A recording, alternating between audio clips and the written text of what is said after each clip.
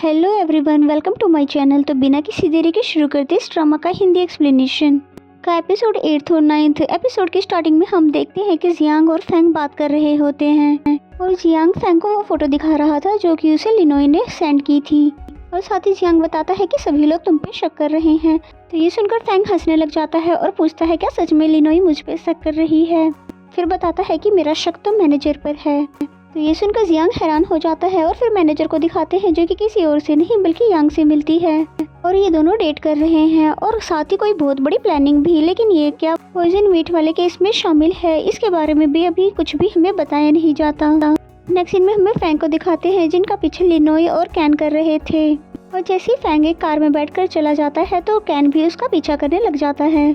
But लिनोई नहीं जा पाती है क्योंकि उसको एक कॉल आ गई थी और जिसे सुनकर वो हैरान हो गई थी क्योंकि कोई था जो कि लिनोई को मिलने के लिए बुला रहा था।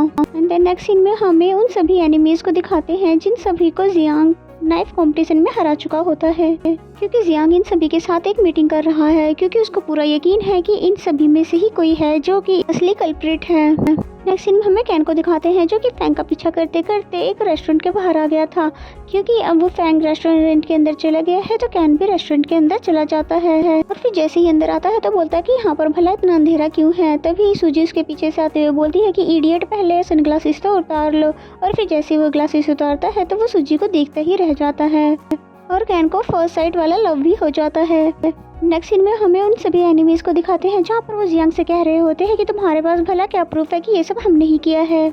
जिस पे जियांग ने तभी किसी को आवाज दिया और फिर जिन्हें आता देखकर वहाँ पर बैठे सभी लोग हैरान हो गए। फिर कैन को दिखाया जाता है जो कि सूजी को ढूंढते ढूंढते उसके पीछे आ रहा था। तभी सूजी उसको अपनी तरफ खींच लेती है क्योंकि फैंग भी उसी तरफ आ रहा होता है। अब क्योंकि सूजी को भी फैंग पर ही शक था इसीलिए वो कैन की तरह उस पर नजर रख रही थी। फिर फैंग जिसको ऑलरेडी इन दोनों के बारे में पता है उन दोनों को बाहर आने के लिए आवाज दे देता है। तो ये सुनकर वो दोनों बहुत ही ज्यादा हैरान हो जाते हैं जिसके बाद फैंग बैठकर इन दोनों को सारी बातें बताता है कि मुझे पहले से ही पता है कि तुम सभी का शक मुझ पर ही है और मैंने तब भी तुम्हें रोका नहीं क्योंकि मैं चाहता था कि तुम्हारा पूरा फोकस मुझ पर रहे और जियांग अपना पूरा काम आसानी से कर सके। और तभी फैंग ने पूछा कि लिनोई कहाँ पर है। तो ये सुनकर कैन भी हैरान हो जाता है क्योंकि उसको भी नहीं पता कि लिनोई कहाँ पर है। और फिर जियांग को दिखाते हैं जिनको बुलाया था वो कोई और नहीं बल्कि वही अंकल थे जिनसे लिनोई ने मीट बाय की थी और वो सबको एक प्रूफ दिखाते हैं कि मैंने जो भी मीट दिया था वो एकदम बेस्ट क्वालिटी का था और मुझे ये बात भी पता है कि तुम सबने मिलकर मीट की सारी सप्लाई रुकवा रखी थी। तभी तो कोई भी शॉप जियांग के रेस्टोरेंट को मीट नहीं दे रही थी जिस पर वहाँ पर बैठे सभी लोग मना करने लग जाते हैं कि हमने ऐसा कुछ भी नहीं किया है। एंड लास्ट में एक लेडी फिर मान जाती है कि हमने ही ऐसा किया है और साथ में जियांग के रेस्टोरेंट का भी कोई पर्सन है जो कि हमारा साथ दे रहा है। और फिर इन सभी की बातें सुनने के बाद जियांग बोलता है कि मैंने माना कि आप सभी लोग मुझसे हर्ट हो क्योंकि मैंने आप सभी लोगों के नाइफ जो सीज किए हैं, इसलिए मैं इस मिस्टेक को आप सभी की लास्ट मिस्टेक समझकर माफ कर रहा हूँ। जिस पे तभी एक लेडी बहुत ही ज्यादा भड़कने लग जाती है कि भला तुम हो कौन हमें रोकने वाले।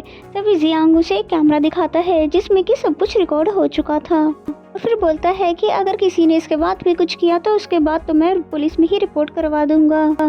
तो ये सुनकर सभी लोग शांत हो जाते हैं। एंड देन जैसे ही वो बाहर आते हैं तो अंकल जियांग से पूछते हैं कि तुम इस सब में लिनोई की इतनी ज्यादा मदद क्यों कर रहे हो क्योंकि तुम्हें तो ऑलरेडी ही पता था कि इन सब के पीछे किसका हाथ है। फिर भी तुमने इन सबको बुलाकर मीटिंग करवाकर रिकॉर्डिंग के रूप में प्रूफ भी इकट्ठा कर लिया और उसे सेव करने के पीछे कहीं तुम्हारा कोई मकसद तो नहीं है, कहीं तुम लिनोई को पसंद तो नहीं करते।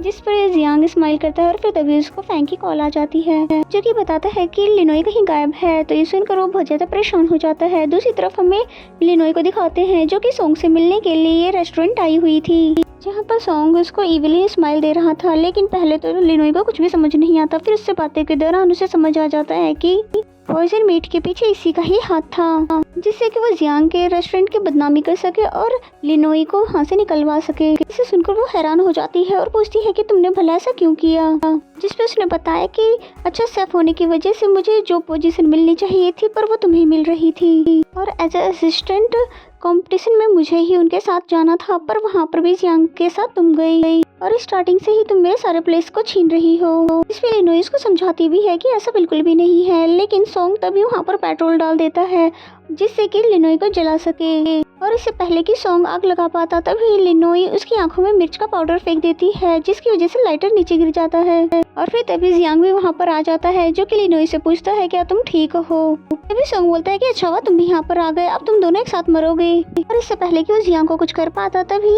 दोबारा से लिनोई उसकी आंखों में पाउडर डालकर जियांग का हाथ पकड़कर अपने साथ वहाँ से ले गई।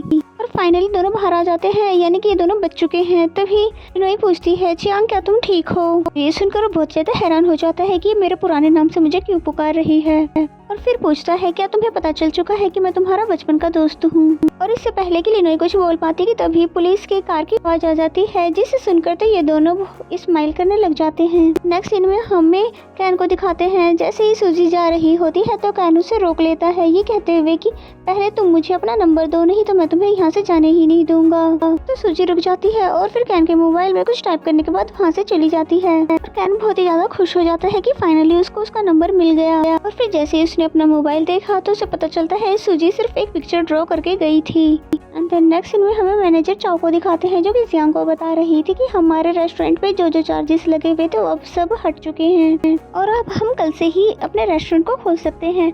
जिस पे जियांग बोलता है तो ठीक है, तुम सभी शेफ को बता दो कि कल से रेस्टोरेंट खुल रहा है और वो कल से ही काम पर आ जाएं। एंड देन नेक्स्ट सीन में हमें जियांग के ग्रैंडफादर को दिखाया जाता है, जो कि बहुत ही ज़्यादा गुस्से में थे क्योंकि अब जियांग के होटल से सारे चार्जेस हट गए हैं और दोबारा से उसका होटल ओपन हो रहा है। और पॉइजन मीट वाले केस में इनका भी हाथ था, क्योंकि इनकी सबकी प्रॉब्लम एक ही है कि ये अपना नाम ऊपर रखना चाहते हैं। और जिस तरह से जियांग आगे बढ़ता जा रहा है उसे देखकर ये सभी लोग डर रहे हैं, जिससे कि कहीं जियांग इन्हें भी हरा ना दे कंपटीशन में और इनका खानदानी नाइफ भी सीज ना कर ले।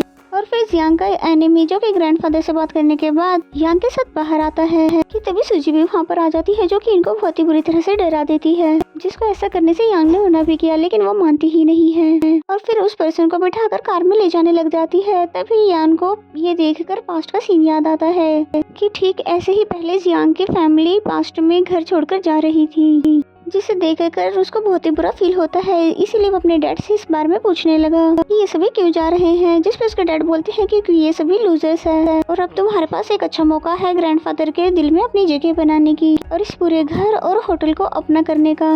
और इन सभी बातों को सोचते हुए यांग जो कि प्रेजेंट में बहुत ज्यादा खुश होने लग जाता है। एंड देन उसी आदमी को दिखाते हैं जिसको सूजी ने बहुत ही बुरी तरह से तेज ड्राइविंग करके हालत खराब कर दी और उस बेचारे को तो वोमिटिंग ही होने लग जाती है। और फिर उन्हें धमकी भी देती है कि आगे से मेरे भाई जियांग के रेस्टोरेंट के साथ कुछ भी गलत मत करना, वरना मैं तुम्हें बिल्कुल भी नहीं छोड़ूंगी। और फिर ये कहने के बाद यहाँ से चली जाती है। देन नेक्स्ट सीन में हमें लिनोई को दिखाते हैं, जिसने फाइनली एक जगह को फाइनल कर लिया है अपना रेस्टोरेंट ओपन करने के लिए। और फिर बोलती है कि मैं यहाँ पे हेड शेफ रहूंगी और तुम यहाँ पे सेकंड शेफ। जिस पे कैन बोलने लगा कि मुझे तो यहाँ पर काम ही नहीं करना है, मुझे तो बल्कि सूजी के रेस्टोरेंट में काम करना है और जिसके लिए तो मैं अप्लाई भी कर चुका हूँ क्योंकि वो मुझे पसंद आ रही है। और ये सुनकर तो लिनोई बहुत ही ज्यादा हैरान हो जाती है और फिर उससे मारने लग जाती है कि तुम भला मुझे धोखा कैसे दे सकते हो। बोलती है कि मुझे कुछ भी नहीं पता, तुम सिर्फ मेरे साथ ही काम करोगे। और फिर तभी उसको जियांग की कॉल आ जाती है, जो कि उसे मिलने के लिए बुला रहा था, जिससे सुनते ही लिनोई उससे मिलने के लिए आ जाती है। और फिर दोनों बैठकर बातें करने लग जाते हैं, जहाँ पर जियांग का यही सवाल था कि जब तुम्हें पता चल गया था कि मैं तुम्हारे बचपन का दोस्त जियांग हूँ तो तुमने मुझसे कुछ पूछा क्यों नहीं, क्या तुम क्यूरियस नहीं थी। जिसपे वो बोलती है कि नहीं, क्योंकि कुछ ऐसा था ही नहीं कि जो मैं पूछूं। क्योंकि बात ये थी जब फैंग के फादर जियांग को ऑर्फनेज से लेकर जा रहे थे तो वो लिनोई के साथ अपनी फोटो लेकर जाने लगता है, जबकि उसको बोला भी गया था कि अपने सभी दोस्तों को बाय बोलकर आ जाओ, लेकिन जियांग कहीं भी जाता नहीं है और बोलता है क्योंकि मेरी जो दोस्त है वो मुझे जाने ही नहीं देगी, इसलिए मैं उसे जाने के बारे में नहीं बता सकता।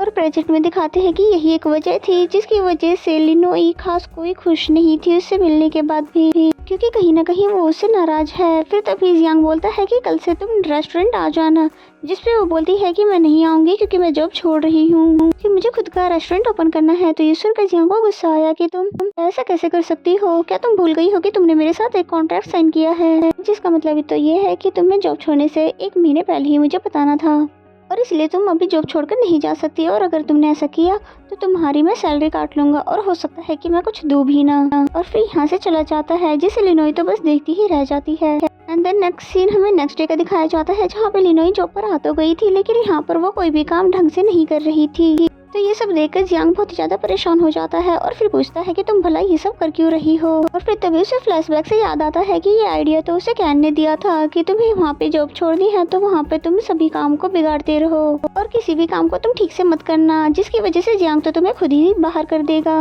इसलिए प्रेजेंट में लिनोई बिल्कुल वैसा ही कर रही है, यानी किसी भी काम को फोकस से नहीं कर रही। एंड देन नेक्स्ट सीन में हमें सूजी को दिखाते हैं जो कि एक कन्वीनियंस स्टोर पर आई थी जहाँ पर उसे कैन भी मिल जाता है। और जैसा कि हमें पता है वो हर बार जॉब चेंज करता रहता है तो उसका नया जॉब यही है। और फिर सूजी से पूछने लगा क्या तुमने मेरा रिज्यूम चेक किया है, मैंने तुम्हारे होटल में जॉब के लिए अप्लाई किया है। तो ये सुनकर सूजी बोलती है कि मैं बिल्कुल भी इंटरेस्टेड नहीं हूँ तुम्हें अपने होटल में जॉब पे रखने के लिए। और फिर तभी यहाँ से जाने लग जाती है, जिसे तब भी कैन बहुत ही प्यार से देखने लग जाता है। तो नेक्स्ट सीन में हमें लिनोई को दिखाते हैं जो कि आफ्टर वर्क घर जा रही होती है। तभी जियांग उसे पकड़ लेता है और जाने नहीं देता और फिर उसको मीटिंग में बिठा देता है क्योंकि ये सभी कहीं पर जाने वाले हैं। लेकिन लिनोई को कहीं भी जाने में इंटरेस्ट नहीं था। तभी वहाँ पर सूजी आ जाती है और बोलती है कि मुझे भी तुम सभी लोगों के साथ जाना है, लेकिन जियांग ने तो उसको साफ ही मना कर दिया। और फिर तभी जियांग वहाँ से उठकर चला जाता है। तो ये सब देखकर लिनोई सूजी पर हंसने लग जाती है जो कि सूजी को तो बिल्कुल भी अच्छा नहीं लगता है। एंड देन नेक्स्ट सीन में हमें कैन को दिखाते हैं जो कि नॉन स्टॉप सूजी की ही बातें किए जा रहा था और उसी के ख्यालों में खोया हुआ था। जबकि वहीं लिनोई बहुत ही ज्यादा गुस्सा हो रही थी कि जब मुझे कहीं पे घूमने जाना ही नहीं है तो ये जियांग मुझे फोर्स क्यों कर रहा है। इसलिए नेक्स्ट डे वो जियांग को कॉल करके बोलती है कि मेरी तबीयत बिल्कुल भी ठीक नहीं है इसलिए मैं नहीं आ पाऊंगी। पर हम देखते हैं कि जियांग ऑलरेडी लिनोई को लेने के लिए आ चुका था।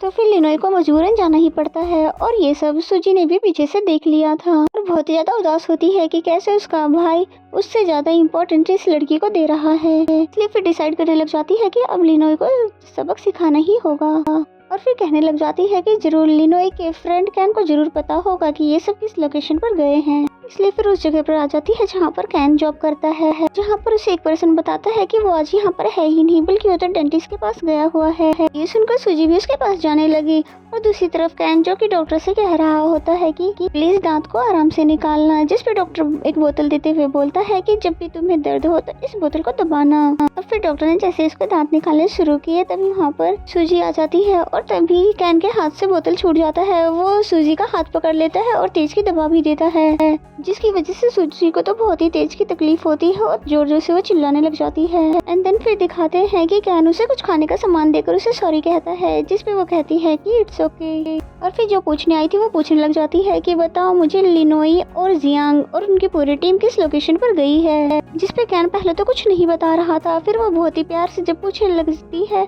तो फिर कैन ने सब कुछ बता दिया और सूजी के सामने तो बहुत ही ज्यादा शाई भी फील कर रहा था। इसी सीन के साथ ये एपिसोड यहीं पे खत्म हो जाता है। तो मेरा एक्सप्लेनेशन अगर आपको अच्छा लगता है तो वीडियो को लाइक करें और चैनल को अभी तक सब्सक्राइब नहीं किया तो सब्सक्राइब कर लें और बेल आइकन को जरूर प्रेस कर लें ताकि आने वाले सभी वीडियो के नोटिफिकेशन आ जाएं।